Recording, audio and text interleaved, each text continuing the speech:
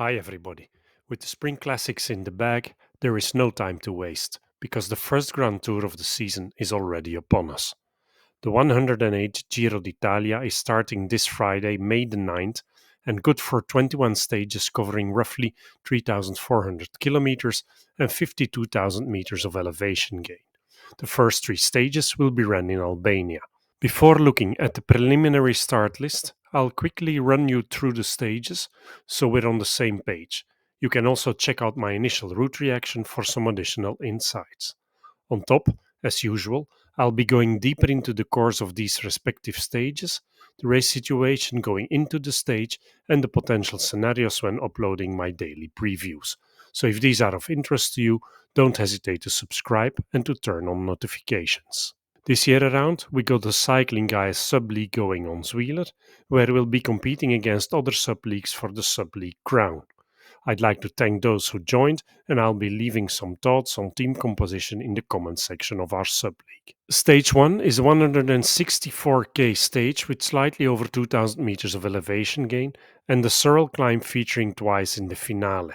Roughly 5k at 5.4% average, yet with the first k at 8%, presenting an opportunity for the more punchy riders to create some separation. The Pitcocks, Pedersens, and Van Aerts of this world should be able to hurt people here, to then fight for pink in a sprint of a small group. Personally, I really want Van Aert to take this one. On stage 2, the riders get presented with the first of two individual time trials. At nearly 14k, this first one is fairly short, featuring a 1k long incline at 6% average halfway through the stage. Overall, there's around 115 meters of elevation gain on this parcours, and pre-race I'm expecting a Van Aert-Tarling battle here. On stage 3, a lot can happen, and even though there's a chance we'll get to see a team controlling this stage to defend the pink jersey, it is not unlikely in my book for this one to go to the breakaway. Expect a fight for the breakaway to be vicious, given there's riders who will see an opportunity here to snatch the pink jersey. Poel and Frigo are some of the names that come to mind. After this stage, there's a day to travel. Stage 4 is a classic sprint stage, and I'll provide an insight on the fast man lining up later on in this preview. Stage 5 runs over 145k and has around 1500 meters of elevation gain. The finale gets introduced by the nearly 3k at 8.5% average Monte Scaglioso, and from the top there's roughly 30k to go, so it's not unthinkable for one of the teams having a versatile sprinter in their ranks to control this. Peders and Van Aert are two riders that come to mind here. There's a lot of opportunities for the fast man in this first week of the 2025 Giro, and stage 6 into Naples is one of them. At 226k, it is the longest stage of this year's Giro. Stage 7 runs through the Apennines and is the first 4-star stage of this year's Giro. It's also the first stage with an uphill finish. The stage runs over 170k with nearly 3,500 meters of climbing, with a perfect layout for riders to get into the break, while the finish is well suited for a GC battle. A first category climb running over 12.6k, with the final 3k going up at 9% average. More on this during my upcoming daily preview. Stage 8 covers nearly 200k and 3,800 meters of elevation gain through the Apennines and has breakaway written all over it. Also, this year around, the riders will be presented with a gravel stage that features Strade Bianche roads in the finale. In total, the riders will tackle 5 gravel sections, good for nearly 30k on the white stuff. In total, there's nearly 2,500 meters of climbing in this 180k long stage.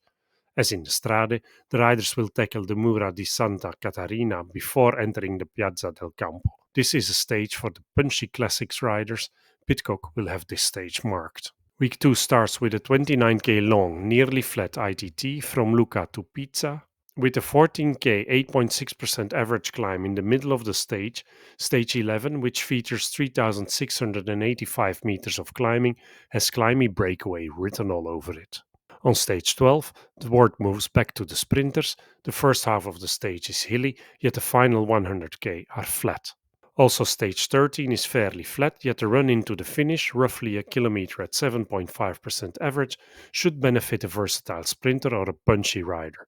And don't be surprised to see GC riders like Roglic mixing it up here.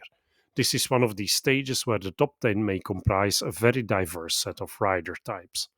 In recent history, the finish featured once in the Giro, won by Gilbert ahead of Contador and Ulissi. Stage 14 is another long and flat one.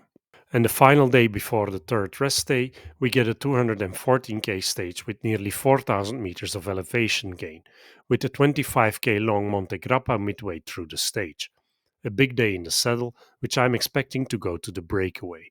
Names that come to mind here are Fortunato and Rubio, and pre-stage definitely look out for a GC contender that has dropped time. After two relatively easy opening weeks for the GC men, the final week hits out hard. Coming out of a rest day into a 200k stage with nearly 5,000 meters of elevation gain is simply brutal. A true mountain sawtooth stage with a mountaintop finish, presenting the riders with three first category climbs. This is money time for the GC man, while at the same time presenting a great stage for the breakaway. Only climbing and descending, no valleys where they're disadvantaged against the chasing pack. And that being said, without knowing the race situation, I'm calling it for the GC man at this point.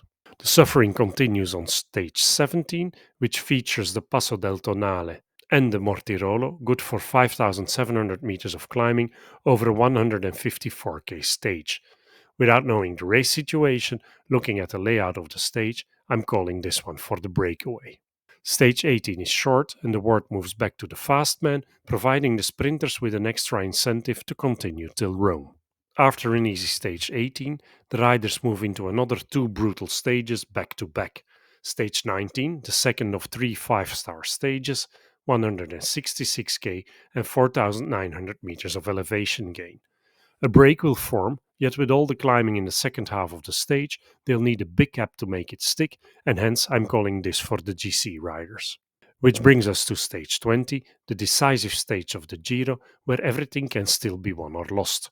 Another 5-star stage, where you can expect all out GC action on the Colle delle Finestre, 18k at over 9% average, climbing to 2,178 meters, and the Cima copy of this edition, comprising 8 kilometers of 9% gravel towards the top.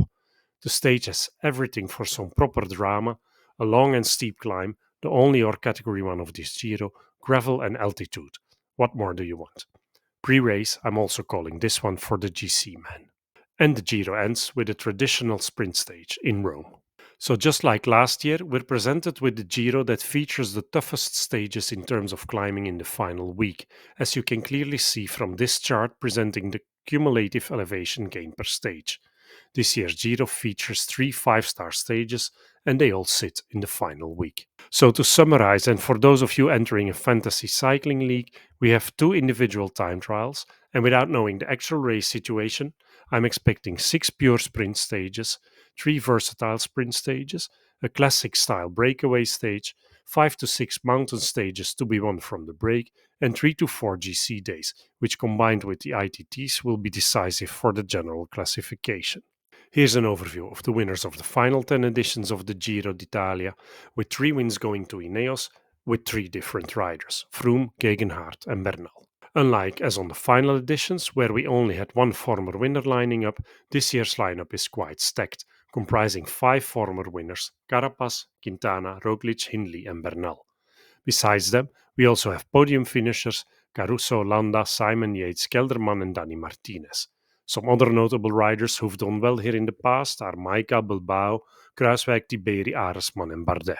Roglic and Ayuso are the main favourites to win this year's Giro, followed by Adam Yates. And then here's the riders from the preliminary start list to watch in my book. Teams that are confirmed at the time of recording will receive a check mark. Starting with Soudal Quickstep. Landa, 7th in Tirreno Adriatico and 4th in Catalonia, 4th in the 2019 Giro and 3rd behind Hindley and Carapaz in the 2022 edition, is certainly a rider to consider here. Ethan Hayter is another resounding name, yet we haven't seen too much yet from him this season, while Magnier is definitely a rider to watch for the fast stages. Ineos is lining up with a strong team here, with the Bernal-Aresman duo contending for GC. Bernal won the race in 21, while Aresman came 6th here in the final 2 editions. In terms of current form, Bernal is a bit of a question mark, only having raced Catalonia, where he came 7th, and Aresman came 3rd in Paris-Nice behind Jorgenson and Lipowitz, and just came 2nd to Storer in the Tour of the Alps. Then obviously look out for wonderkid Darling on the ITTs. UAE is the strongest team by far here, lining up with Ayuso as one of the main contenders for this race, with also Adam Yates to be considered a serious contender. Given their current form, I do expect Ayuso to be their number one rider though. He won Tirreno Adriatico earlier this season and came second to Roglic in Catalonia. Adam Yates started the season with a win in the Tour of Oman, while he's been fairly invisible since. At Visma Leasebike, Simon Yates should be the rider to watch for GC, 14th in Tirreno and 9th in Catalonia. Or are we looking at something different here? Is this a Visma Leasebike stage hunter team? Kooi in the sprints, Wout van Aert in the punchy stuff, Simon Yates for the climate stages. In a way, I would love to see this scenario unfold. It would be a great way to turn around their season. At Bahrain, I made a mistake last year to underestimate Tiberi, who rode into fifth and took home the youth classification. Besides him, also watch Bilbao, who's been fifth here before on two occasions. Then I'm not sure what to expect from EF. I no longer see Carapaz doing it, while he remains brilliant in the hunt for stages, and also Steinhauser could shoot at some stage wins. Roglic is the man to watch at Red Bull Bora, winner of the 23 edition with two strong lieutenants here, Hindley and my man Daniel Felipe Martinez. Roglic started this season ending the Algarve in 8th and winning Catalunya ahead of Ayuso, Mas and Landa. At Movistar, watch Aular and Barenetsea in the fast and the punchy stages respectively. Groupama will be riding for Gaudu, yet I'm not expecting much from him. Their best shot in my opinion is to aim for a stage victory with either Pacher or Rojas. Fortunato for GC and Scaroni for breakaway wins at Astana. Harper and Zana are the riders to watch at Jaiko, yet based on what we've seen so far this season, there is no indication they'll do really well. Ciccone at Trek has a chance to ride top 10 here in my opinion, and riders like Konrad Pedersen and Vacek can certainly win some stages here. Frankly, I expect Pedersen to ride with a vengeance, making the team regret they're not planning to take him to the Tour de France. Bardet was 7th here in 21 and 9th on GC in last year's edition. It's his final season, and I really wonder whether he's going to fight for a top 10 position. Personally, I would prefer to see him go for stage wins.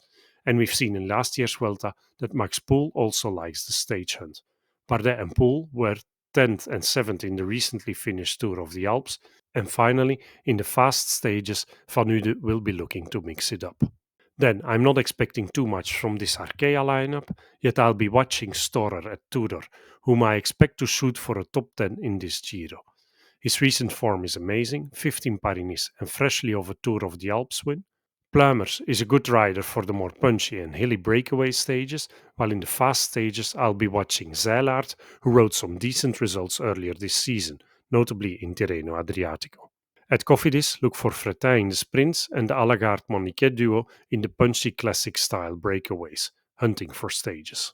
At Israel Premier Tech, we have G for GC, winner of the Gran Camino, 4th in Tirreno and 3rd in the Tour of the Alps this season. And then we have Frigo for the climbing breakaway stages and Strong for the punchy ones.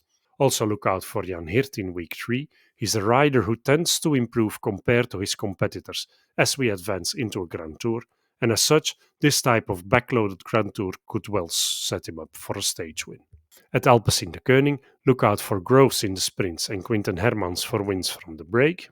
At Intermarché, mainly look for Thijssen in the fast stages. There is no indication so far this season that Manches would be able to make a dent in this Giro. Decathlon looks to be lining up here to hunt for stages, Bennett in the sprints, De Bond, Vendrame and Godon for the more hilly and climby stages. Then I like Piganzoli at Polticometa for a stage win, even though he'll most likely try to ride for GC. Also look out for Lonardi in the sprints. I'm also expecting Pitcock to ride for GC after some solid stage race results, winning the Alula Tour, 3rd in the Ruta del Sol and 6th in Tirreno Adriatico. I expect him to be testing his Grand Tour legs here, and I would frankly not be surprised if he manages to bag a top 10 position. Also look for Moschetti and Lipins in the sprints. And finally, at Bardiani, expect Fiorelli in the punchy stage hunt. Looking at the fast man, the sprinters field doesn't run very deep here, with Philipsen, Merlier and Milan all absent. And based on the preliminary start list, here are the 10 riders to watch in my book. Picking Kooi over Wout van Aert at Visma Leasebike, which obviously doesn't mean you should rule out Van Aert. Magnier at Soudal Quickstep, Moschetti at Q36.5, Bennett at Decathlon AG2R, Fretin at Cofidis, Thijssen at Intermarché, Pedersen at Little Trek, Groves at Alpecin de Koning, Seilaert at Tudor, and Lonardi at Polti. Finally, also look for Ala at Movistar and Van Ude at Picnic PostNL. We don't have tons of comparative material between these sprinters, yet here's an overview of how they've been doing recently, with Bennett, Coy, Groves, Fretin, Lonardi, and Moschetti the main ones to watch in my book. And I expect the fight for the purple jersey to be between Pedersen, Coy, and Groves. And if I'd had to pick one of them, I'd probably go for Pedersen. In terms of stars, Roglic and Ayuso are my 4-star favorites to take the pink jersey home. Landa, Tiberi, and Adam Yates get 3 stars. Bernal and Danny Martinez get 2 stars. And Storer, Ciccone, and G each get 1 star. And in terms of podium prediction for the 2025 Giro d'Italia, I'm going with a Roglic win ahead of Ayuso and Tiberi. Thanks for watching and look out for my stage predictions, with stage 1 dropping on Wednesday evening.